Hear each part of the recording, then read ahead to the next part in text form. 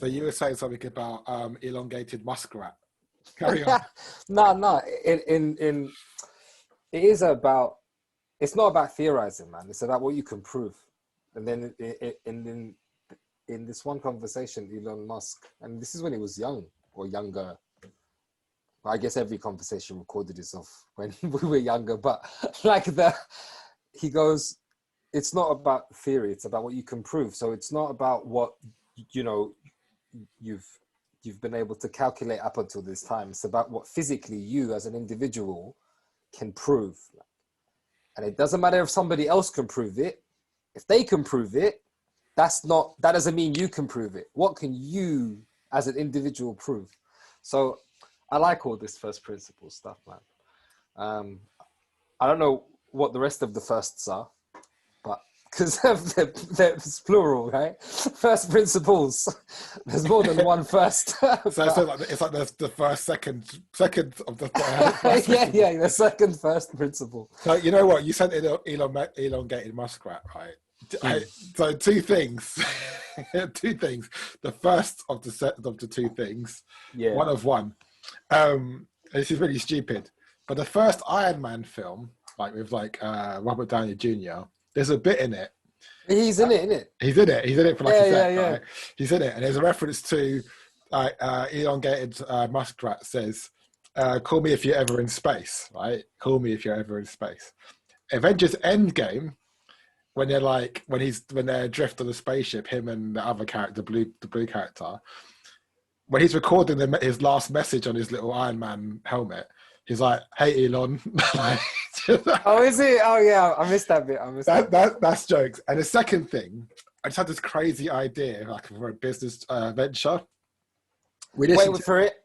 I wonder if there's a Doctor Who connection to the whole Marvel thing, because the blue chick, she's in Doctor Who, and the actor is like the actress is in Doctor Who, but then also Clara Oswald, who is the previous actress to her, or the one who came after, or whatever. She was also in that scene. She was in Captain America. She was Bucky's date. Yeah. So you do realise that the people in like one film, unless it's a sequel or related universe, isn't the same person. Unless you're Liam Neeson, in which you're the same person in every film. Every single movie, yeah. After, like, from Taken onwards, you're the same person in every film. I had to stop you when you said business thing. Why? Because we can't be sharing our business ideas. No, we can. We can share this. It's offline. Come on. Okay. No, listen, when you said on. this, I'll go through it. Yeah, but come on now. Like, what you're saying to me is that you do not know me well enough to know that I'm actually making a joke right now. This is not a real business idea, right? So my business idea is someone, maybe us, maybe someone else, should transcribe everything that Kanye West has said, right? Oh man, that conversation yesterday. They should transcribe everything he said and just turn it into a book of quotes.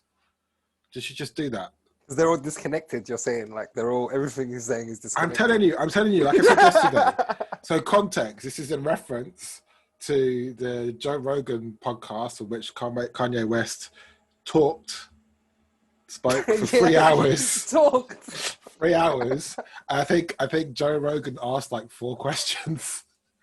And it's just kind of flitting between one thing to another. And it was a little bit like that thing where they say, get 1,000 monkeys to type, and eventually, after a certain amount of time, they will create Shakespeare. Picasso, I'm the greatest. Like, yeah, but you know what Carl Pickett says? He says, but they've never read Shakespeare. Oh, what was that? That's like a great Simpsons joke, right? When Mr. Burns does the same thing with his, like, when he's showing Bart around, like he's looking for a new heir, and he shows Bart around his like riches, his wealth, what wealth can buy you, and there's a room that he walks into, like 100 monkeys on typewriters. It's basically like he picks it up to read. It's like, it was the best of times, it was the blurst of times. This is terrible.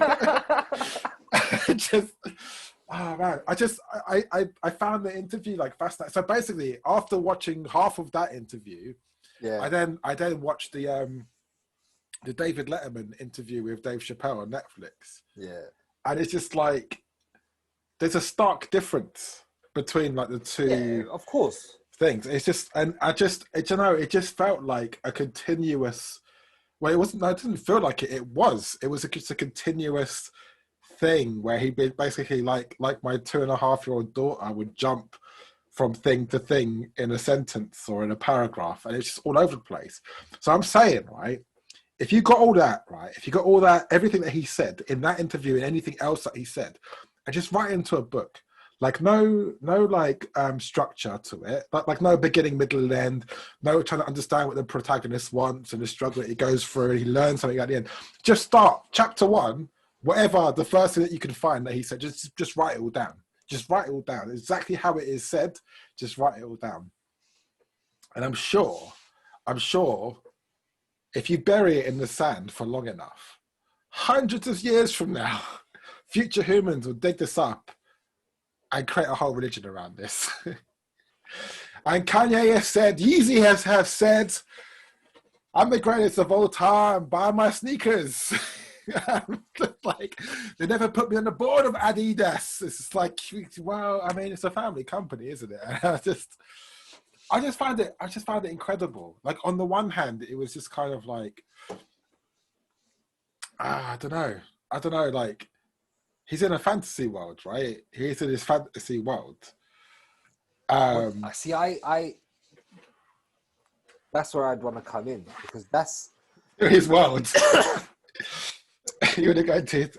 It's not like he is not, and he said it himself, and it's funny. Like, we were kind of, commenting, and then our comments were kind of ahead of the conversation, because about 10 minutes later he said everything that we commented on, sort of thing. But wait, what did like the bit about he's having 4 conversations at once. Oh yeah, okay, fair enough. Right? Yeah. Now for him, that's how I worded it. I just worded it as he's having 4 conversations at once, because it is a bit like cloud atlas for him. Because when he's explaining something, and this is what he said later on, he said that, he sees stuff in 3D. We all see stuff in 3D, bro. But like, when you say you see it in 3D, what I think he means is that he's gone through so much, and I have no idea what he's gone through. He might be like that dude from 8 Mile, who's, the black dude from 8 Mile, who's actually from like a rich end of the city, but then he's always pretended that he's from, the hood and shit, just to... I've never seen it. You've never seen it? No. Just for the vocals, if anything else, just for the vocal... I don't know what you're talking about. Anyway, you lost me now with the... Is that the one? Is that the film about Mom Spaghetti? Is that the one? Is that the film? No, you're... See, look, this is it. You've just done the same thing again. There's loads of ways to dig in all of these movies, both of them, right? This conversation we watched yesterday, half of it, because I didn't continue either, and then that 8 Mile movie that you haven't watched. But in the same light, this dude, this Yeye, yeah, he's obviously, just from that hour and a half, he's been through enough for him to have made up this stuff to survive, bro. Like, I can't, it's not even about I feel bad for him. There's no pity. I don't, my man's in much better position than me. There's nothing, do you know what I mean? Like, but at the same time, you think, is that what you have to really kind of be like? And is everyone in his position like that, but he just doesn't have a filter? Yeah. Number 2, is it because you need someone who's that crazy dude in your classroom who's always saying shit and getting clapped around the head by his parents, but really... Wasn't that you? Yeah, that was it. But really, they're saying exactly what everyone's feeling, sort of thing. And because somebody had to say, we weren't the slaves. The slaves were our grandparents. We're not slaves anymore. Da, da, da, da. There had to be somebody and who said that then, right? And BLM was kind of non-organized then. Do you know what I mean? There was no token card.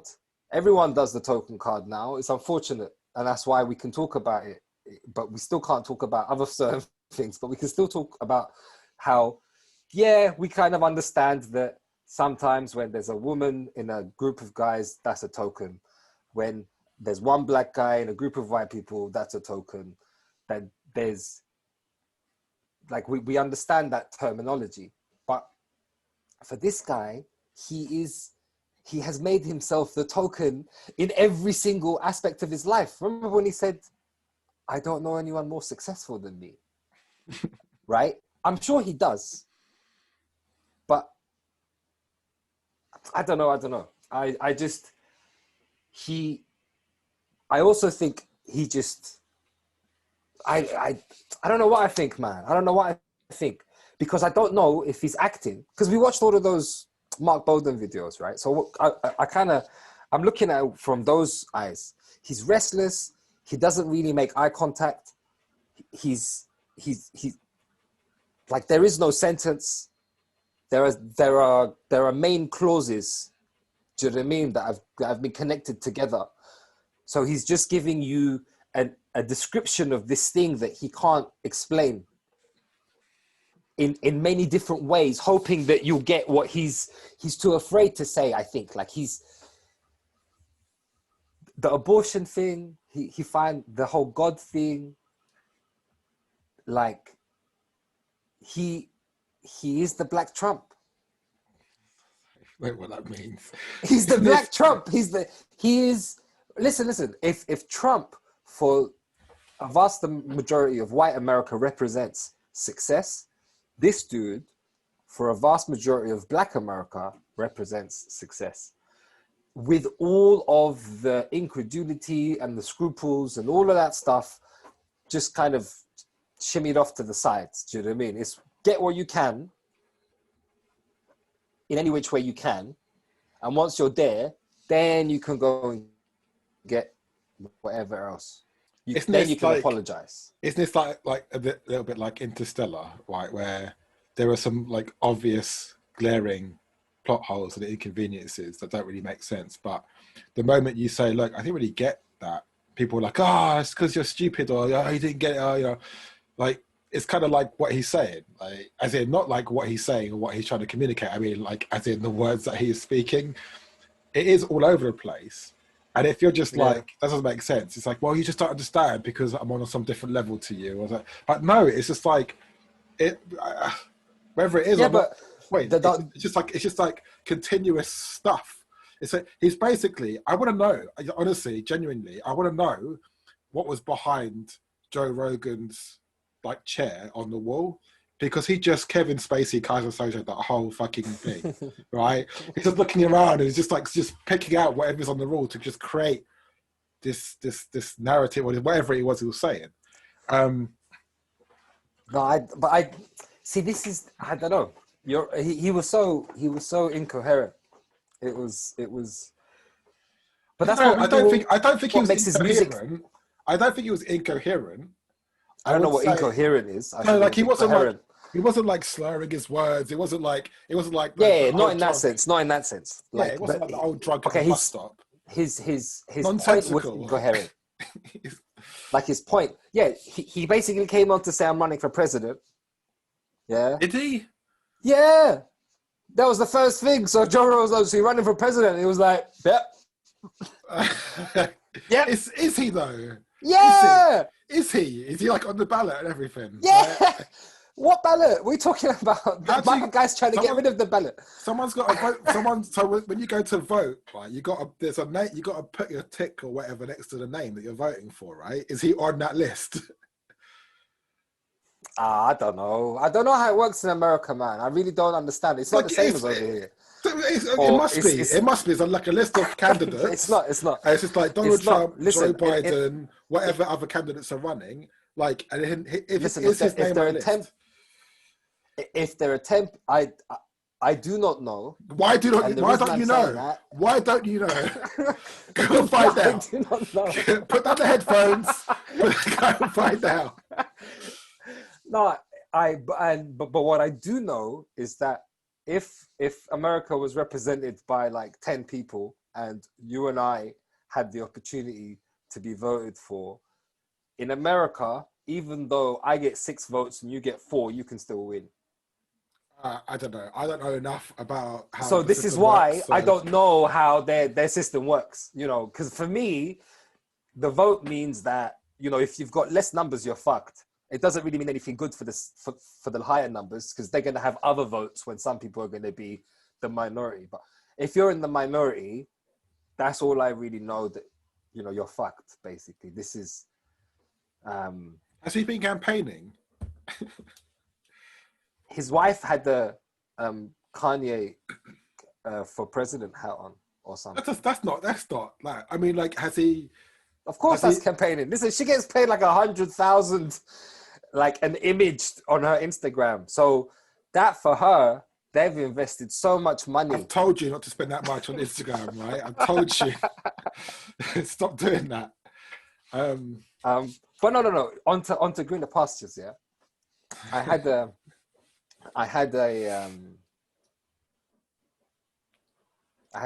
a conversation with my housemate, and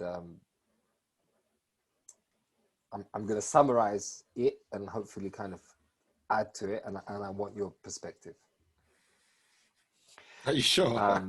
Yes. Okay. All right. Let me just take off my vote Kanye hat and put on my perspective hat. So when we think, like, just now imagine some bacteria in a petri dish. Right? Oh, it's the bacteria thing again. No. I knew it was going to be a bacteria thing again. This guy, bacteria. Oh my God. The bacteria in the petri dish, as the bacteria multiplies, they're not like cannibalistic. Do you know what I mean? They don't eat each other. They don't kill each other. There may be a different type of bacteria genus in the same petri dish that it might feed off, but it's not going to eat itself. For some reason, it just doesn't do that. I don't know why it doesn't do that, but this bacteria we're talking about doesn't do that. It may be that after that culture changes... Oh, I need to turn off this junk, please. Yeah. It may be that, like I said, once the bacteria diverge to such an extent, yeah, once they've changed so much, then it's not recognized as itself anymore, and then it might not cannibalize, but then it might kind of eat or feed off the other bacteria. Larger scale now, think of a pack of wolves, right? Not bacteria. Yeah, sorry? Not bacteria.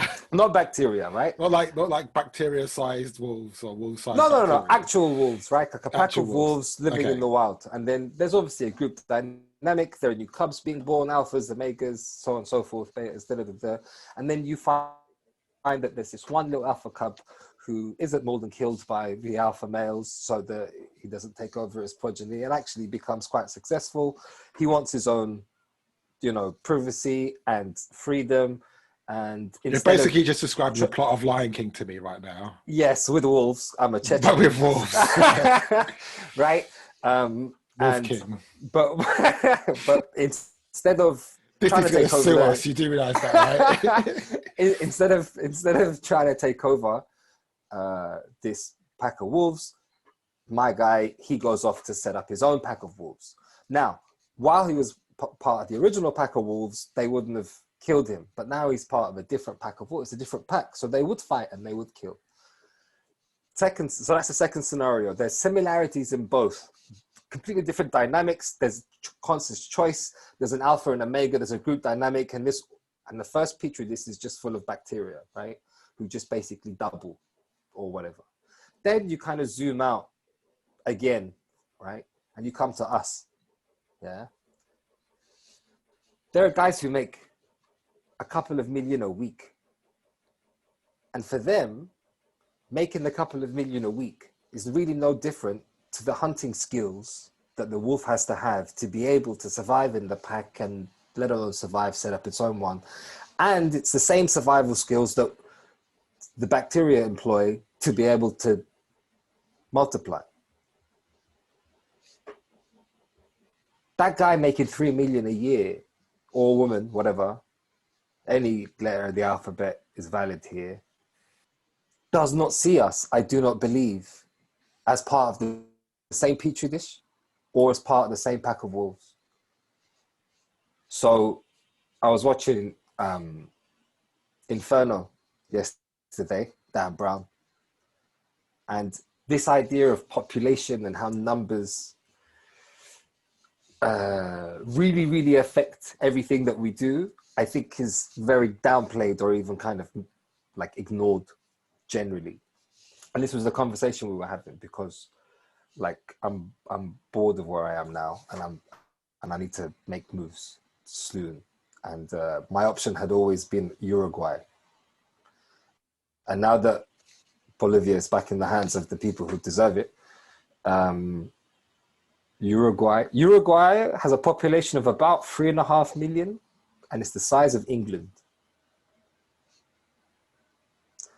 And 3 years ago, when I did the research, if you had like an $800 income into your bank account for a span of a year, you got citizenship after the first year, because all they want is dollars in their bank for tax reasons and, you know, currency exchange and whatever else. So all of this stuff, including Kanye and Trump, like all of it, is because there are too many people that they feed off. There's just too many people. And the conversations that like I listen to or I read, they're always talking about feeding the hungry. No one's ever talking about fixing the population problem.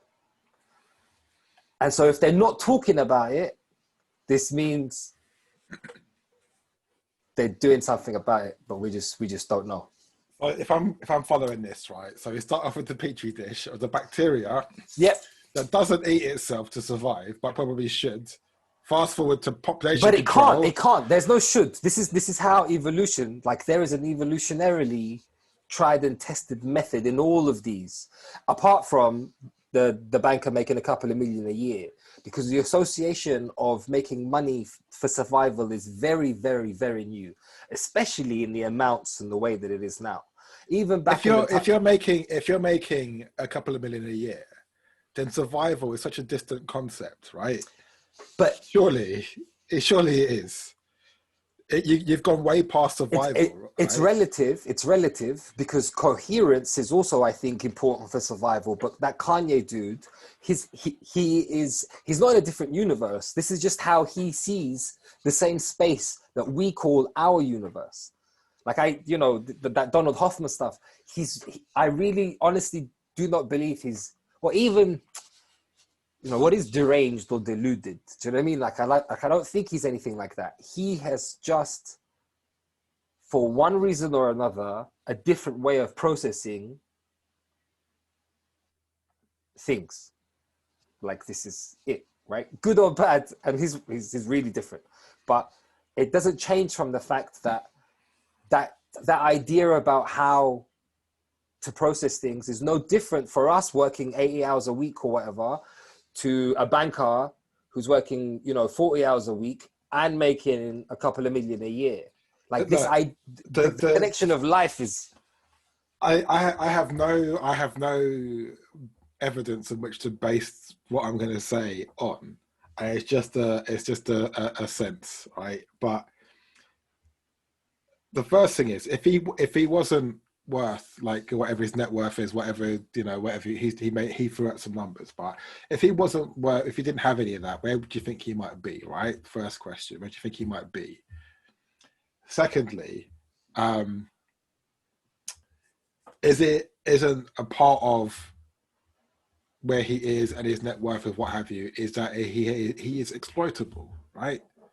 And he kind of talks about his contracts and all that sort of stuff and taking back control of that and all that sort of stuff. but ultimately he is exploitable.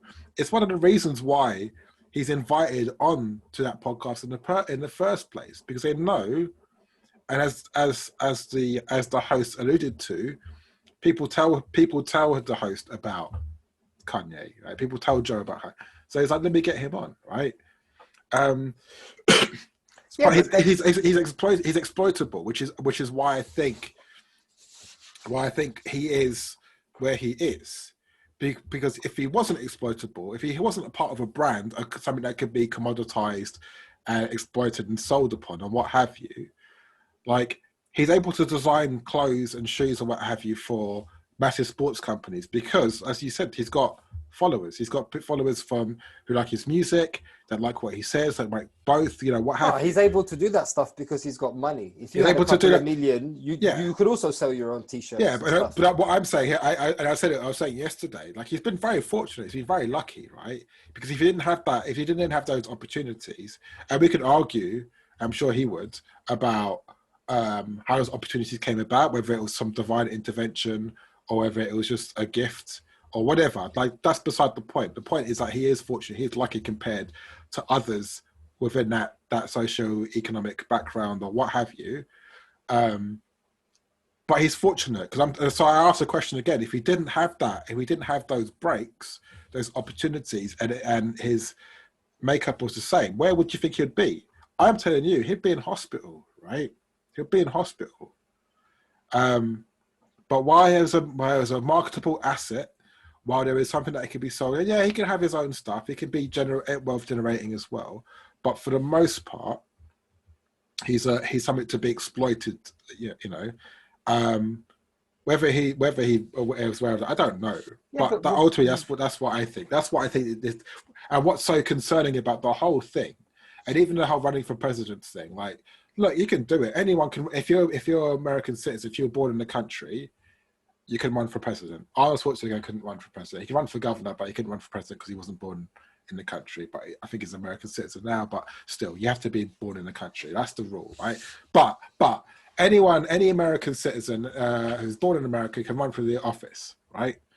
So that's neither here nor there. But the first thing, when he come out and said, "Oh, I'm going to run for president," what have you, and he did a couple of things around it, people laughed. And he said that. People laughed at him. I wasn't laughing. I'm just like, I don't think this dude is well, right? I don't think this dude is well. And there were stories that came out around medication and, having an intervention and all this sort of stuff because his family are concerned about him. And he said it himself, he is bipolar, right? Medication or not, he's been diagnosed as bipolar. He's going to have these high but I get what you're saying, but like, I don't want to, like, I'm not trying to like just undermine and say, what have you, like, he's saying the stuff that he says, and he comes out with the things that he says, fair enough, right, whatever. But ultimately what I'm thinking about and what I'm looking at in this is that this guy has been diagnosed with a mental illness that millions of people across the world live with and struggle with and manage and what have you. Except he has access to vast resources, right? In his episodes of mania or what have you, and likewise in his episodes of depression, right? And there's those two extremes. That's part of the makeup of being having bipolar disorder, personality disorder. So, but it's all that. But I'm like looking at him like, this is concerning, right? He's obviously not well at the moment. Like, when he was doing the whole presidency thing, he clearly didn't seem right. He didn't seem well. Like, I don't know the dude, but you can see when someone's behaving erratically and all this stuff that was kind of going on, the stuff that he posts and all this sort of stuff. He had the platform now with like social media, and that's a concern. So I'm just like, I'll listen to what he says to a point, but ultimately, has he got the right support around him? Is he on medication? How is that? How is he had that being managed? How's he managing it himself? What does he think about that? And who's actually enabling and exploiting him as a result of that? And this is not a new thing within celebrity, right? A lot of celebrities do not have arguably well-adjusted social units of people around them from a young age, right? So you get those child stars who later become drug addicts and alcoholics and all that sort of stuff. But what I'm saying is that there are still people, regardless of whatever crazy stuff that they come out in relation to our day-to-day lives, there's still people, and they're still being exploited by other people for financial gain and what have you, right? So that's all I'm saying about it. So I don't even want to go into like what he's actually said, right? Because to me, it's just like it's not quite nonsensical, but it's difficult to follow. I don't know how helpful that really is. But what I wanted to say was just around that the mental health aspect of it and the exploitative nature of not especially America, but particularly around American media and celebrity and brands and all that sort of stuff. So that's my 2 cents on it. Okay. Well, yeah. I mean, there's a lot there that I agree with. I don't have anything to negate anything you've said, really. It's just that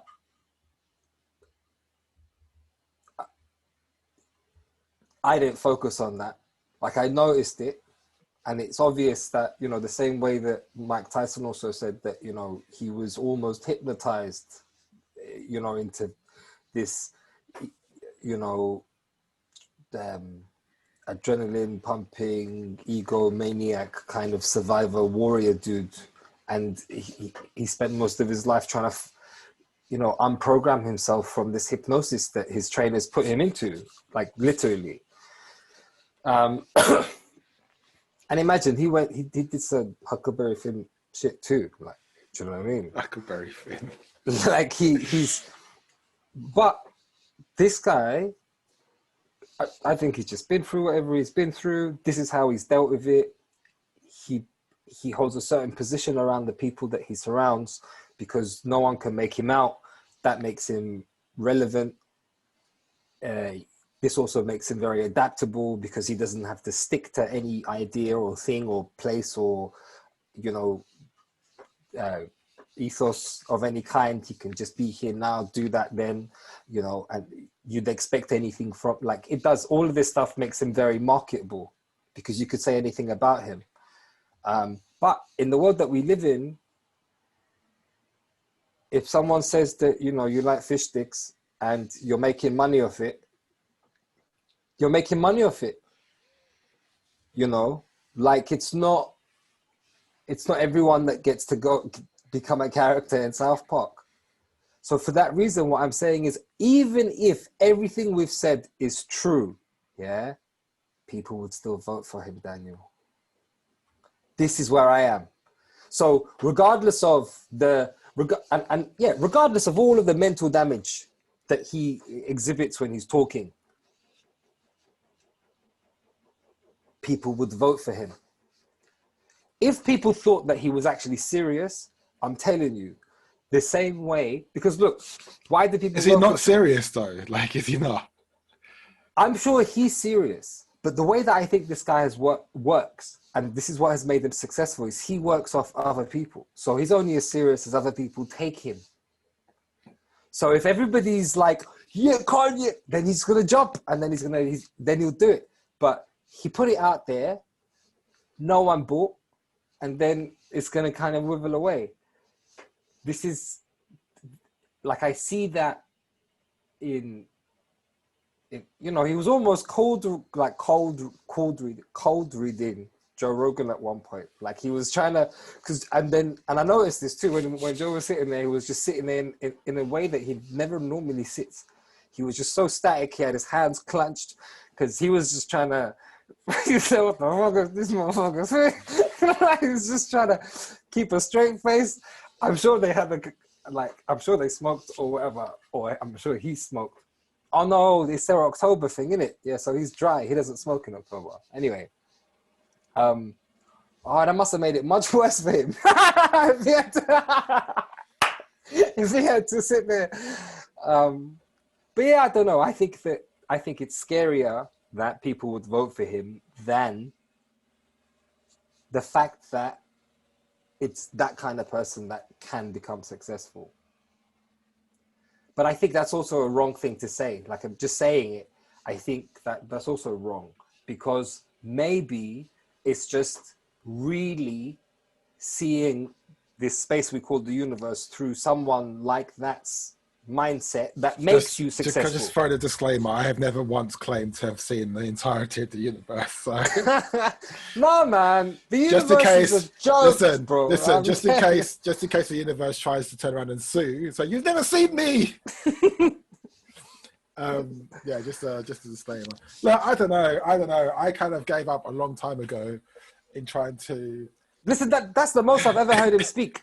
I've never heard him. Same. Yeah, the most in my life. I don't even know most of his songs, Daniel. I know the Jesus Walks just because of the guy from the movie. I watched the movie and it's got piano bits, obviously. Like, that's the only reason I know that one. And I didn't even know it was Kanye West until after. Like, so he's not.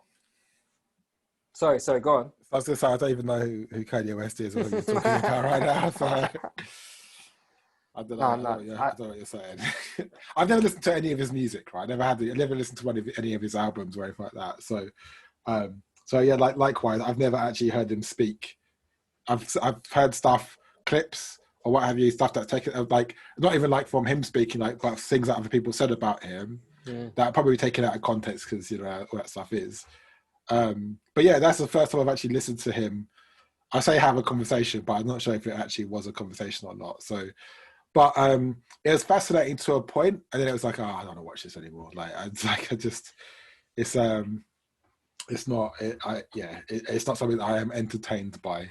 So it wasn't. It was probably like it's not often that I kind of just switch off from a good Joe Rogan conversation or an episode, but I think that was like the first one. I was like, okay, I don't need to. Yeah, I don't need to finish this. I didn't. He's probably like made like a ton from that one episode alone, right? Yeah, possibly, right? And I don't even know if Joe Rogan has like a like a share with them or like a profit share. Like, I have no idea how that stuff works. But all I know is.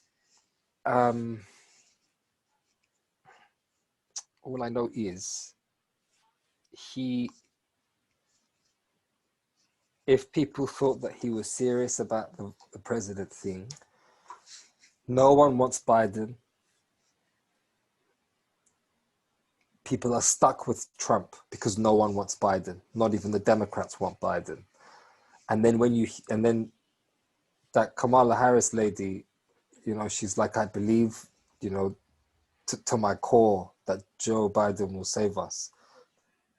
That means that you're crazy, woman. Do you know what I mean? Like this 80-year-old man is going to save you, save us, save your country. What is this 80-year-old man going to be able to do for you, your country? Because he's got really up-to-date ideas about how to do things, just get somebody younger. Because it's important to have somebody who's older. Like, I don't know, this is a whole different tangent, but just turning this away from the American elections, because who the fuck cares, really? I mean, it's quite significant in the landscape of like global politics, right? It is. Particularly Particularly if you're British and you're about to leave the transition period of the EU. You're gonna have to eat chlorinated chicken. Well, this is the thing, like the trade agreement. Whoever's in the White House can potentially impact the direction of the trade agreement that this country will have with the United States. Not just a trade agreement, but just a future relationship as well, right? So it's quite and likewise across the world, right? Whoever's in office, whatever their foreign policy is going to be over the next 4 years, maybe 8, is important. Like it's so bizarre now because the whole Donald Trump thing and all that sort of stuff. But I don't know if the Donald Trump thing is basically like, let's just kind of do this and get it out of our systems, or is this going to be like a trend kind of going forward? Do you know what I mean? Like we've just kind of we've lived into such an excess of or extremes of in all things, and the product that has been created has been a Donald Trump presidency, right? Not even presidency, but Donald Trump candidacy, presidency, that whole thing. And it's basically what I was saying before. Was almost like Obama said. I remember the candidacy. I remember the candidacy thing really well, and the whole campaign where it was basically like, I remember it being like satirized to his like he was running for a joke, and at every milestone, it became less and less funny as he got closer and closer. And it was basically like everyone was giving him free exposure. All the comedians, all like the talk shows, all that sort of stuff. They were all having their jokes about Donald Trump being presidency. Yeah, but the whole data mining thing is part and parcel here. It's not as if like they did this out of character. No. I don't know what you're referring to, but I'm just saying like that. I remember it very, very clearly. Like it was epitomized by like the John Oliver type segment on Donald Trump, and giving it all that exposure. And basically, part of the repercussions of that is that there's loads of people who were disengaged from politics and saw Donald Trump as if the elite as they see him, like the elite in media, what have you, the John Olivers, the Jon Stewarts, and those guys. If all these guys are attacking this Donald Trump character because he's whatever with political views or whatever it is that he stands for, then I'm going to vote for Trump because I don't like this elite, right? Who's been what have you. And I think that's basically what happens. It's that repercussion. And it happens, right? And it happens.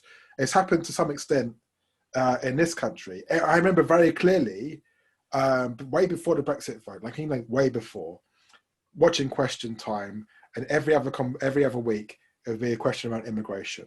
And every response was basically, either we need to talk about immigration, we need to have an adult and grown-up conversation about immigration. Yes, please, let's do that. Or it will basically be one extreme or another, depending on whoever's on the panel, like Nigel Farage or what have you. And basically, all the people who are genuinely concerned about immigration, and they're well within their right to be concerned about immigration, and it's been fueled by certain media outlets, Britain's full, all that sort of stuff, Eastern Europeans coming over, taking your job, all that sort of stuff, right? It's been whipped up. And there's a whole group of people throughout the country that felt they're being ignored by mainstream politics, right?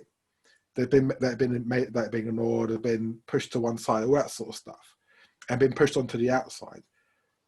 So the Brexit vote and the outcome of that, you really cannot be surprised, right? You really cannot be surprised. There are people who are so riled up by immigration and just how it's not even like immigration is like, it has clearly defined edges. It has all sorts of connotations for some other people. It's race. An abstract religion. Noun. What do you mean? But you know what I mean? Like it's it's not necessarily their issue is with economic policy, and they have an in-depth knowledge of how economic policy. Yeah, but should you have to? Sorry, not economic. Immigration policy. Yes, it should be important. It should be important that as part of the should you have to? Yes, it's important. It's important if you're talking about the freedom of movement as part of our membership of the European Union and benefits that has, not just freedom of movement, freedom of capital, goods, and labour. Oh, I suppose that is freedom of movement, yeah, right? Then that's one thing, right? I can debate or I can listen to debates about that, right? But when that is also kind of put in with, race or Islamophobia or all this other stuff that we've heard about over the last 15 years, and it's all kind of whipped up. And actually, you want to leave the EU, not because you don't agree with the makeup of the European Parliament or the court system, because you have no idea how that works, right? What was the number one search on Google after the election result, right? What is the EU? It's basically, if you vote for this party, if you vote for this particular thing, we're going to make sure that we're going to keep these types of people out, right? These types of people that we've been telling you are coming over here, taking your jobs. Like Polish is the second or third spoken language, and all this sort of stuff that have been whipped up over the last few years because people have been ignored, right? So as much as you're like, there's no way Trump's going to win, there's no way Trump's going to have a second thing, there's this whole group of people who have just been completely disenfranchised by the political system, exploited when it suits the political ruling classes, and ignored when it doesn't. Right now, right. So there's a whole group of people in the north of England that are basically, to this whole to the COVID stuff. So I know we said we weren't going to talk about the Rona, but that are just basically being completely ignored by London and government, right? Like in Manchester, and you've got Andy Burnham up there basically fighting their case, fighting their cause, right? But if you remember, the run up to the election, them campaigning in the north, to topple the red wall of Labour in the north and all that sort of stuff, and we're going to make Britain great. All the same sort of rhetoric. And as soon as they got what they wanted, the same thing happened even before the EU vote.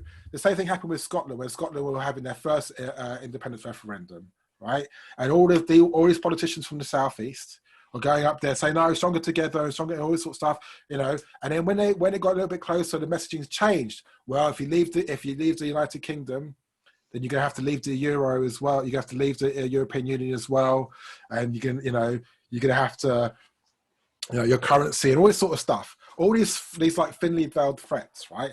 As soon as they voted and said, "No, we want to stay in the union," but where are all the promises that they made? Where's the additional devolution? Where's the additional funding? All this sort of stuff, right? This is. But what I'm saying is, and my overarching point, I don't mean to go with Kanye about this, but my overarching point is, there are people who are disenfranchised by politics. So I think, and for me to sit here, or to us to sit here and basically say this, that, or the other, it's just like, I don't know. I've never lived that life, right? Yeah. But I can entertain the notion of being completely disenfranchised by politicians and what they're saying, right? And the climate and the culture, if you're going back to the bacterial reference, that creates within those communities, right? And those collections of communities. And I think that's so important. I think it's something that's often missed, and it's much easier just to label a whole group of people racists, right? It's just so easy to do that, right? Yeah, but you can do that because they're not the same genus of bacteria as you. They're not part of your pack of wolves. They're not part of your community. Like, that whole analogy, for myself at least, it reflects how easy it is for people to say they are so-and-so.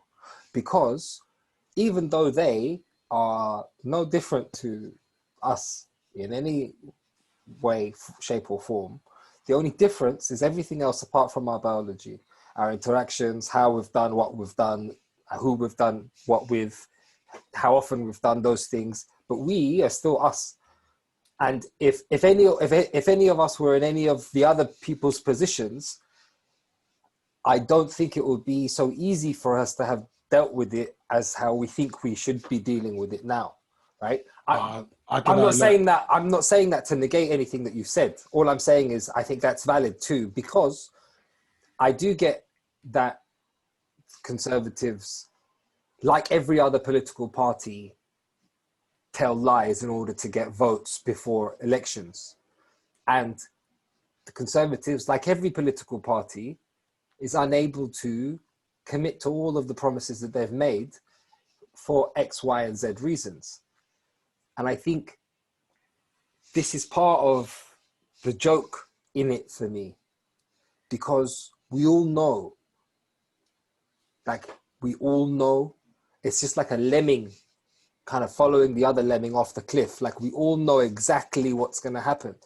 And so, again, I'm kind of just, none of that stuff. Like, why do I care about these elections? See, I don't know what's going to happen. I don't know what's going to happen. And I would never purport to even like begin. No, you do know what's going to happen. What do you mean you don't know what's going to happen? You know exactly what's going to happen. Yeah. And you know exactly what's going to happen because you can see the same thing happening in America, right? The only reason you say you can't is because this is your petri dish. Perhaps. I mean, I identify more as a fungus than a bacteria, but that's a different. Yeah, it's much more complicated. The analogy doesn't work that way. Like, it doesn't, represent the mycelial crew. Big up to my mycelial posse. Yes, go Haifa. But I don't know. I kind of find it exhausting to even like to even kind of go, because it's so multifaceted, right? There's so much to it, and there's so much noise. Do you reckon around if the population of England was 5 million, everybody would be having the same conversation about immigration? But it's not, though, is it? But that's what it's about.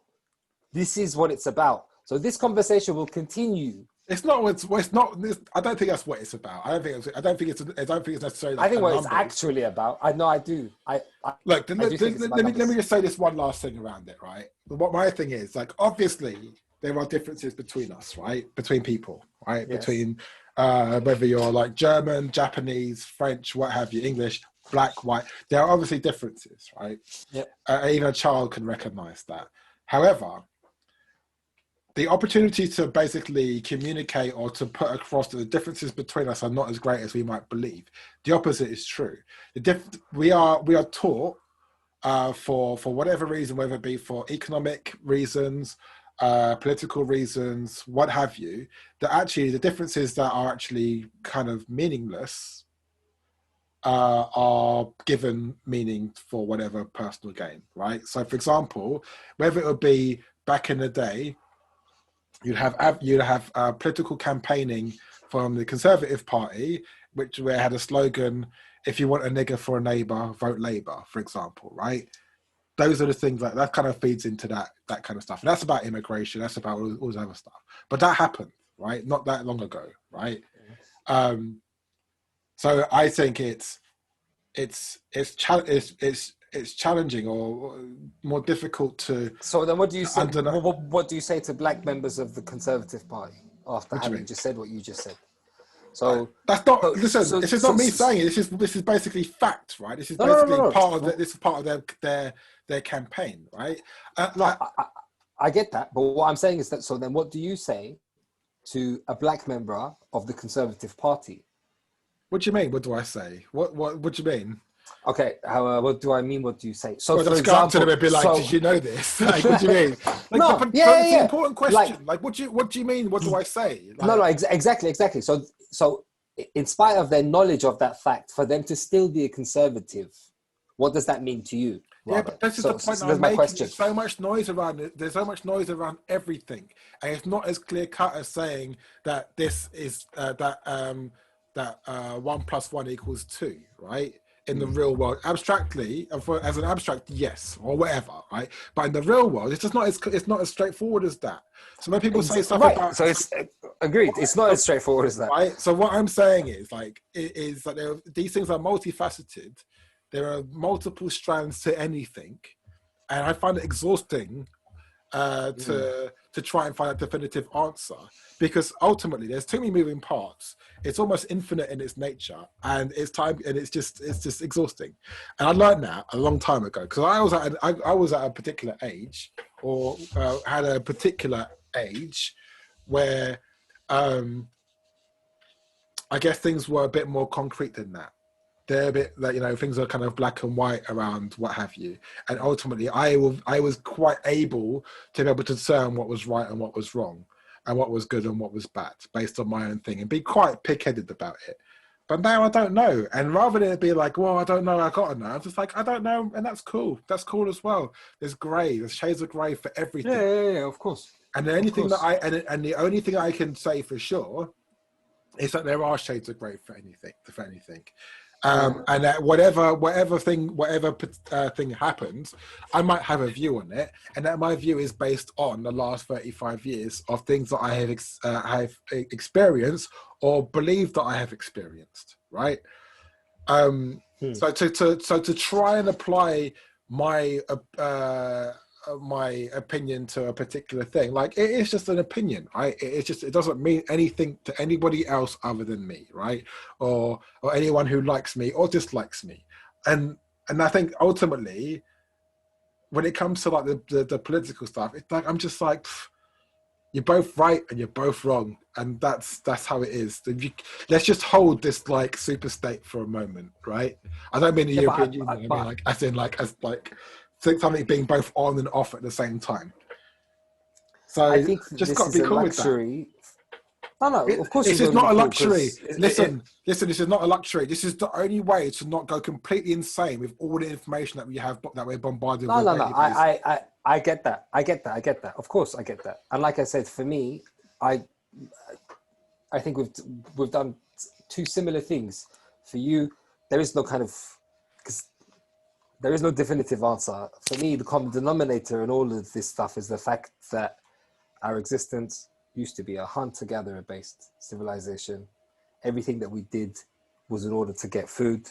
Now we've transformed that into this thing called an economy, and there's no exit. You can't, because the sun provides a constant source of energy for ecology to work, and we're part of that. But because we've screwed that up, or we decided some time ago, not knowing what would happen in hindsight, to create this new market and economy and whatever else, there's just no exit. So for me, that's the kind of border baseline to like everything. Communism is a solution to the problem of the fact that, you know, we're no longer hunter and gatherers, the same way that capitalism is a solution, and so is a solution. It's not a solution to a human problem. It's not a human problem. It's just the problem of this culture, because we decided to do certain things in a specific way a long time ago, and every other thing that's come after that is a way to fix that choice. Is a way to fix that choice. And I agree with you completely on the amount of noise. And I think that's a very good way of explaining how Kanye sees it too. Let's come back to Kanye again. I thought we'd moved on. No, we have. It always comes back. It's the only constants in the universe. Is that everything is a product. It just revolves around Kanye. It's just like, wow. No. You hit the nail on the head there.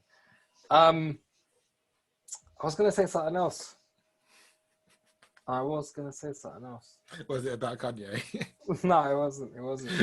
Sure. Yeah, I think it was. I think you're going to say something about Kanye right now. No, but you just, like, the balloon has just gone so far out. There's just no way of me getting it now.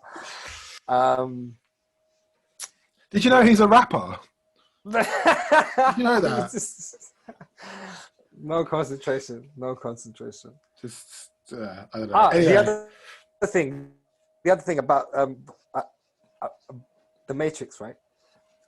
So there's this website. Okay, listen, before you continue, right? Next week, yeah, no bacteria talk, no COVID talk, and please no more Matrix talk. No more Matrix. I just like, go on, carry on. No, I think that listen, the Matrix talk is not bad. Yeah, people are interested in the Matrix talk.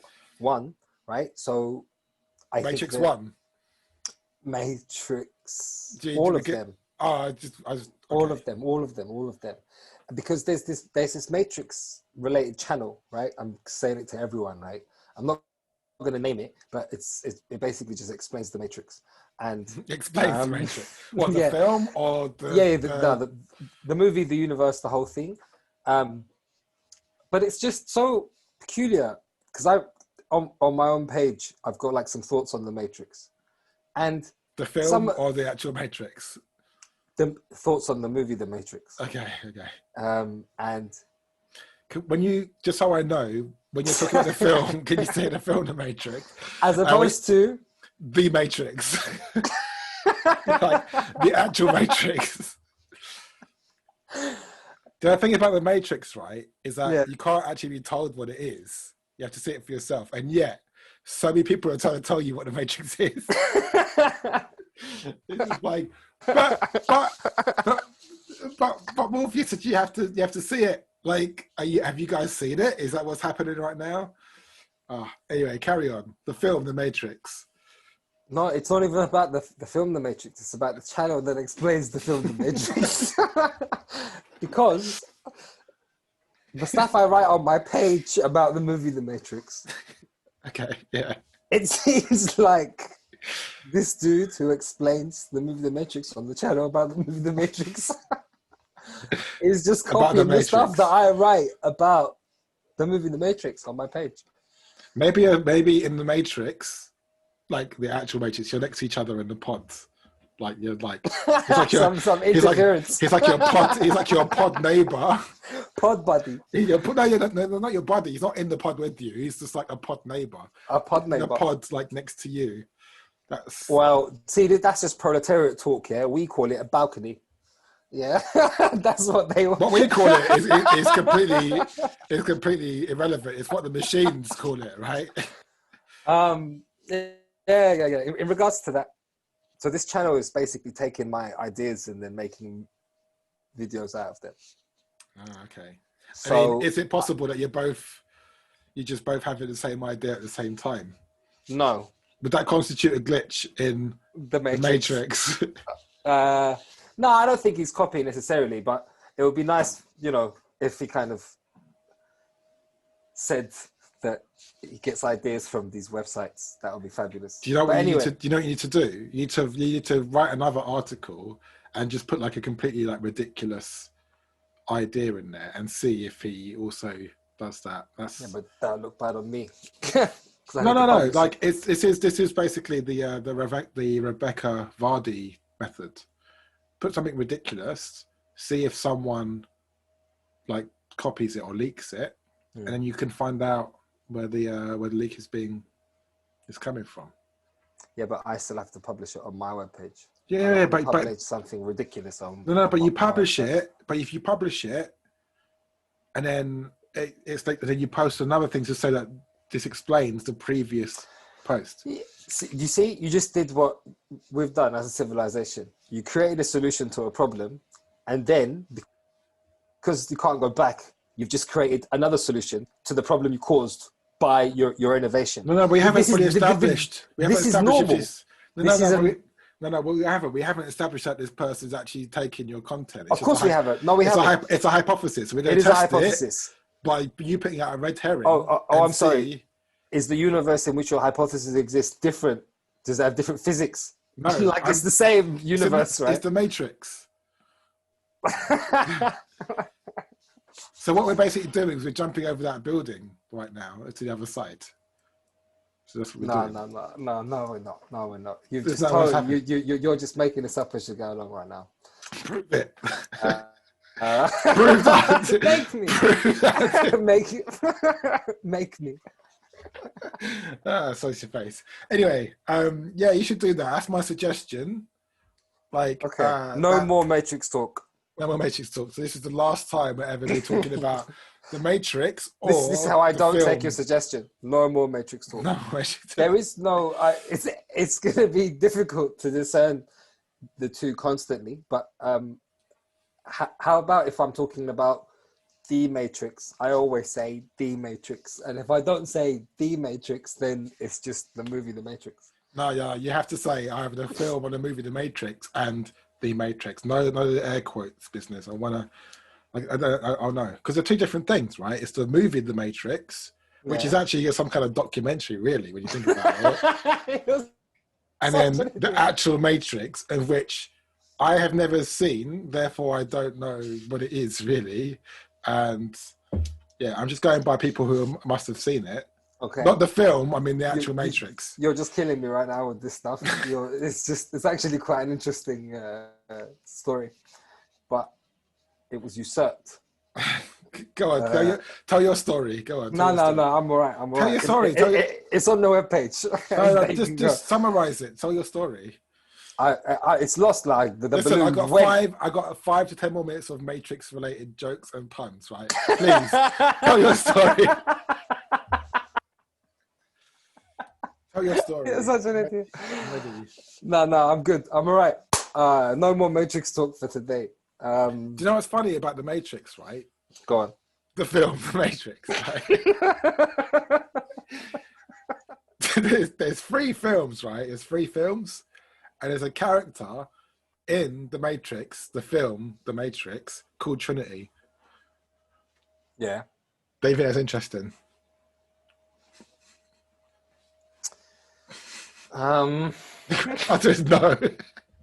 No, it's not interesting. No, it's not interesting. It's not. Okay. No, it's not interesting. Okay. I do find that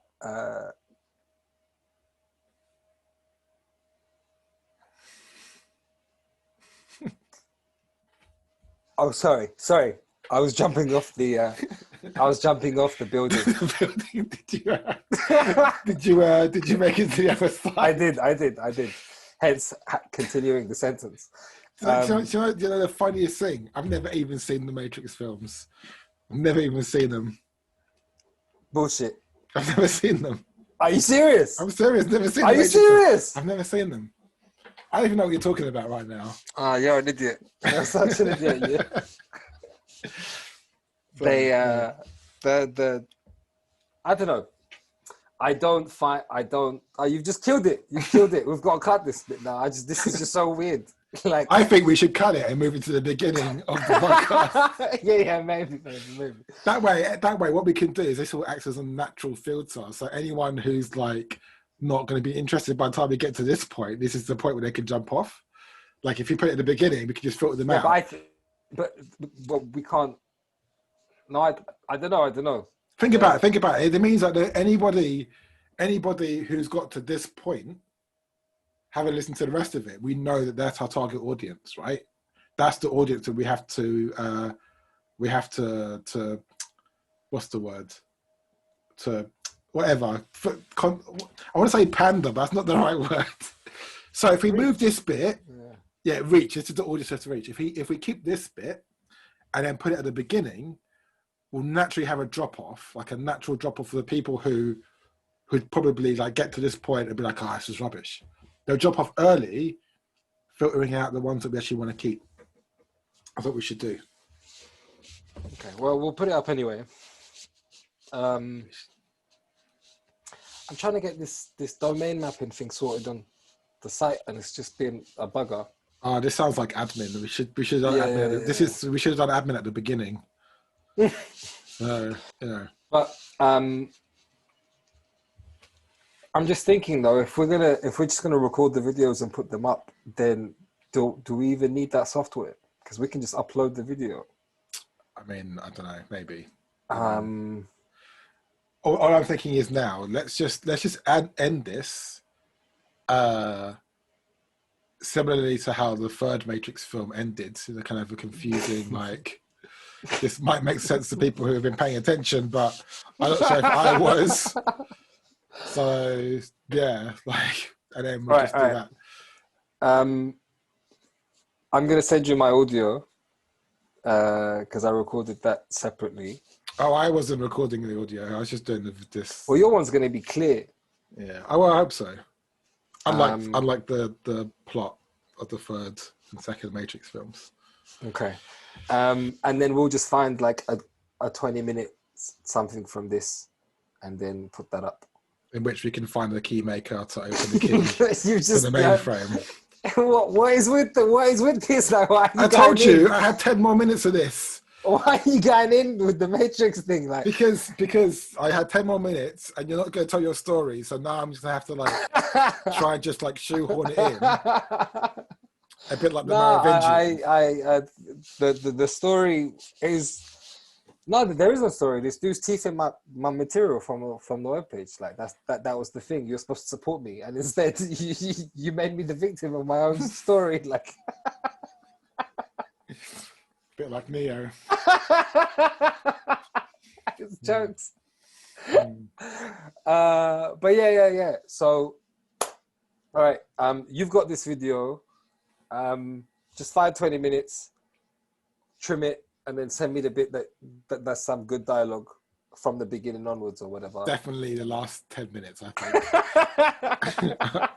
I think. No. We can put some of this up still, but it just doesn't need to. I don't know. We can just put it up, whatever. We can put it up. We can put it up with that edited. We can just put it up. But I wouldn't really be interested in watching somebody having admin combos at the end of their video, or as if they've just gone off plot.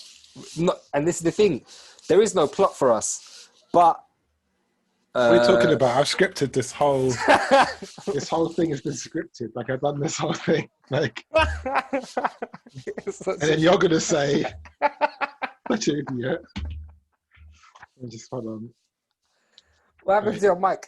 Wait, hold on. Wait. What happened to your microphone? What do you mean? The sound changed. Oh, I might have moved it. Hold on. I've got that in here as well. This is the episode of it's like Spaceballs. Let's get the VHS. We're watching what now? No, not now. Ben, what's going on? Oh, I love that film. Space Vision. Anyway, I think we're done, aren't we? We are. Same time next week. I'll take it. All right, absolutely. Cool. Catch you later. See you in the real world. Peace.